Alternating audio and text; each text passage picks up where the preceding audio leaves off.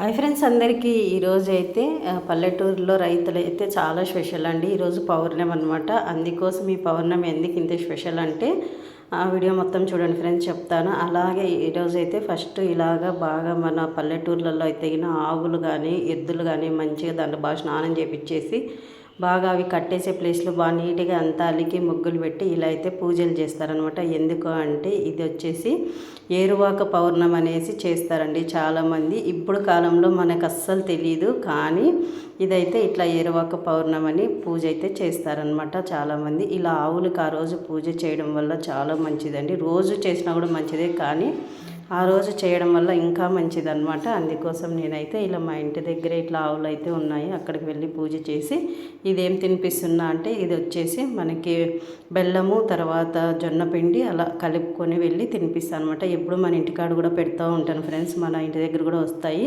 కానీ ఈరోజు రాలేదు, సర్లే నేనే వెళ్ళి ఇంటి దగ్గర వెళ్ళి చేసొద్దాం అనేసి అలా వాళ్ళ ఇంటి దగ్గరికి వెళ్ళి ఇట్లా పసుపు కుంకుమ పెట్టేసి తర్వాత ఇలా తినిపించేసి వచ్చాను. అదే మన పల్లెటూరులో అయితే బాగా మంచిగా కుడాలు అవన్నీ చేసి కూడా తినిపిస్తారు, కానీ మనం టౌన్లో అవన్నీ చేయలేము కదా. అందుకోసం ఇలా అయితే పూజ అయితే చేసుకున్నాను ఫ్రెండ్స్. మీరు ఎంతమందికి తెలుసు ఫ్రెండ్స్ ఇలా ఏరువాక పౌర్ణమి అని తెలిసిన వాళ్ళు తప్పకుండా కామెంట్ బాక్స్లో అయితే కామెంట్ చేయండి.